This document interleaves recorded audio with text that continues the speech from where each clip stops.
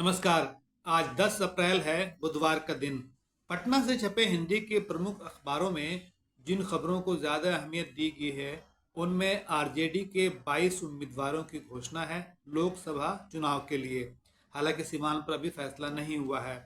दूसरी सबसे महत्वपूर्ण खबर जो अखबारों में छपी है, वो है दिल्ली के मुख्यमंत्री केजरीवाल को हाईकोर्ट से जमानत नहीं मिली और उन्हें अभी जेल में ही रहना होगा। एक दुखद खबर भी है जो पहले पन्ने पर जिसको जगह दी गई है, वो है सासाराम में एक ही परिवार के 7 लोग जिंदा जल गए। और एक खबर जो हमारे हिसाब से आज चर्चा में होनी चाहिए, वो है राज्यपाल, बिहार के राज्यपाल का बयान। उनका कहना है कि उच्च शिक्षा में विभागीय अधिकारी जो हैं, शिक्षा विभाग के अधिकारी जो हैं, वो बाधा बन रहे हैं। आइए देखते हैं कि इन खबरों का विस्तार क्या है। आरजेडी के 22 उम्मीदवारों की घोषणा के बारे में विस्तृत खबर छपी है। राजद सुप्रीमो लालू प्रसाद से राय करके प्रदेश अध्यक्ष जगदानंद सिंह ने सूची जारी की इसके बारे में, और अधिकतर नाम पहले से तय थे। आरजेडी को पता है आपको कि 26 सीटें मिली थी, लेकिन इसमें 3 सीटें आरजेडी ने वीआईपी को दे दी। बाकी बचे 23 में 22 सीटों पर उम्मीदवारों की घोषणा कर दी गई। इसमें जातीय विश्लेषण भी किया गया है और अखबारों ने बताया है कि इसमें 8 यादव उम्मीदवार हैं, 3 कुशवाहा हैं, 3 दलित हैं, अति पिछड़ी से 3 हैं, 2 स्वर्ण उम्मीदवार हैं और 2 मुस्लिम उम्मीदवार हैं। सिवान सीट पर उधेड़बुन है कि पूर्व सांसद मोहम्मद शहाबुद्दीन की पत्नी हिना शहाब वहां से लड़ेंगी या वरिष्ठ नेता आरजेडी के अवध बिहारी चौधरी लड़ेंगे। हालांकि अवध बिहारी चौधरी अपना वहां पे चुनाव प्रचार शुरू कर चुके हैं, लेकिन अभी उनका नाम तय नहीं है। आइए देखते हैं कि जिन 22 उम्मीदवारों को टिकट देने की बात कही गई है, उनको किस सीट से टिकट दी गई है।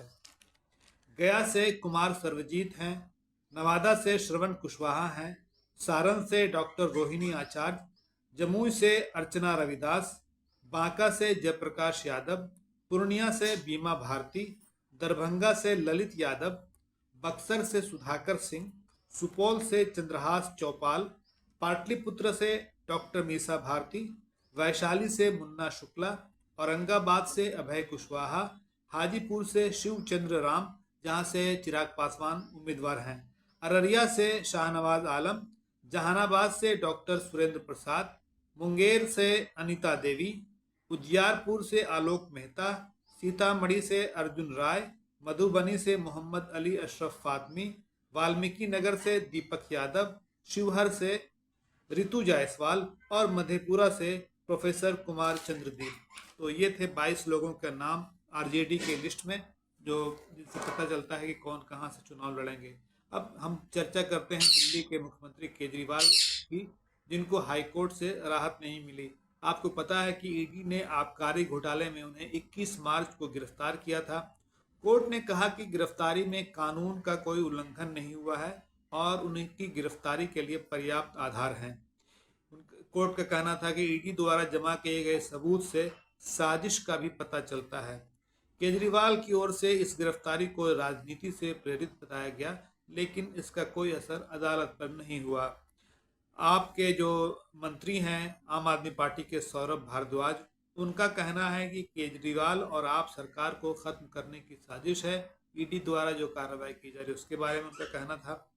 उनका कहना है कि वो फैसले का सम्मान करते हैं, लेकिन इस फैसले के खिलाफ सुप्रीम कोर्ट जाएंगे।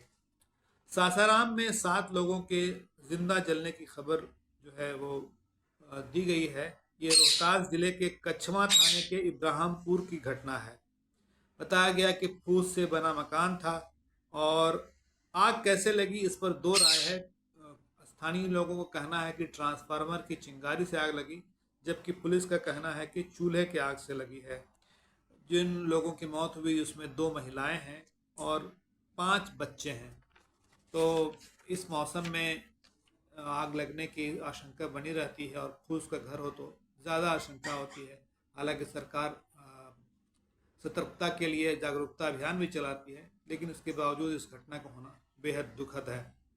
अब हम लोग बिहार के शिक्षा विभाग की चर्चा करते हैं, जो पिछले कई महीनों से इस बात के लिए चर्चा में रहता है कि कभी वीसी बैठक, कभी शिक्षा विभाग बैठक बुलाता है तो वीसी नहीं जाते हैं, और कभी हमारे राजभवन के जो है वहाँ से बैठक बुलाई जाती है तो उसमें शिक्षा विभाग के अधिकारी नहीं पहुँचते हैं।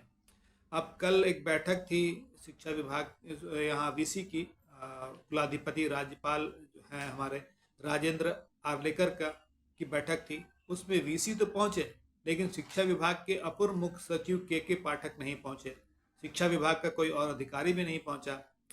इसका विषय था कि वित्तीय कामकाज जो ठप है उसको कैसे हल निकाला जाए उसका, लेकिन शिक्षा विभाग के अधिकारी पहुंचे नहीं तो इस पर कोई खास चर्चा उनके साथ नहीं हो पाई। उन्होंने कहा, आर्लेकर महोदय ने कहा कि उच्च शिक्षा में विभागीय अधिकार बाधा बन रहे हैं। तो कुल मिलाकर उच्च शिक्षा को लेकर बहुत अच्छी स्थिति नहीं बन रही है बिहार में। राजभवन की अलग राय है और शिक्षा विभाग की अलग राय है। शिक्षा विभाग ने खाते जो हैं फ्रीज कर रखे हैं विश्वविद्यालयों के, इससे वेतन और पेंशन की भी समस्या हो रही है, ये बात आपको पता है। अन्य खबरों की ओर आते हैं। शिक्षा विभाग से जुड़ी एक खबर और है। भास्कर की हेडिंग है, शिक्षकों को ईद रामनवमी की छुट्टी पर गजब का कंफ्यूजन। कल ये कहा गया था कि मुख्यमंत्री ने इस बात का संज्ञान लिया है कि जो ट्रेनिंग ले रहे हैं शिक्षक, उन्हें रामनवमी और ईद की छुट्टी नहीं है मिली है, इसलिए उन्हें अब छुट्टी दी जाएगी। लेकिन कल ही शिक्षा विभाग का एक और प्रेस रिलीज आई जिसमें कहा गया कि वो जो बात कही गई मुख्यमंत्री के हवाले से वो गलत थी, उसकी कोई सच्चाई नहीं थी। लेकिन कुछ ही घंटों के बाद SCERT की ओर से जो ये ट्रेनिंग आयोजित कर रहा है, एक प्रेस रिलीज आई जिसमें कहा गया कि उन ईद और रामनवमी के दिनों की ट्रेनिंग को स्थगित किया जाता है और उसके बदले वो ट्रेनिंग 14 और 21 अप्रैल को होगी। इस कंफ्यूजन से बचा जा सकता था, इससे काफ़ी परेशानी होती है और सरकार की किरकिरी भी होती है। जहां रोहतास में 7 लोग जिंदा जल के मर गए, वहीं सिवान में ट्रेन से कटकर 4 लोगों की मौत की खबर भी अखबारों ने प्रमुखता से छापी है। ये खबर मैरवा से है। इसमें 2 बच्चे जो है वो खेलते खेलते पटरी पे आ गए, तो ट्रेन आने के वक्त उनकी माँ और चाची दौड़ी उन्हें बचाने के लिए, बच्चे भी नहीं बच पाए और उन दोनों महिलाओं की भी मौत हो गई। बताया गया कि वो दोनों महिलाएं वहां गेहूं की कटनी करने गए थी, उनके बच्चे उनके साथ गए थे और वो खेलते खेलते पटरी पर आ गए थे। महाराष्ट्र से खबर है कि महाविकास अघाड़ी में सीटों का बंटवारा हो गया है। आपको पता है कि इंडिया गठबंधन अलग अलग राज्यों में अलग अलग नामों से चुनाव लड़ रहा है गठबंधन बनाकर। ये महाराष्ट्र का मामला है। इसमें कांग्रेस, शरद यादव की पार्टी और उद्धव ठाकरे की पार्टी शामिल है। एक और खबर जो पहले पन्ने पर जगह बना पाई है वो है, रामदेव और बालकृष्ण ने बड़े बड़े दावे करने वाले विज्ञापन के मामले में सुप्रीम कोर्ट में फिर से माफ़ी मांगी है। उन पर आरोप था कि वो अपने भ्रामक विज्ञापन देते हैं इलाज के बारे में।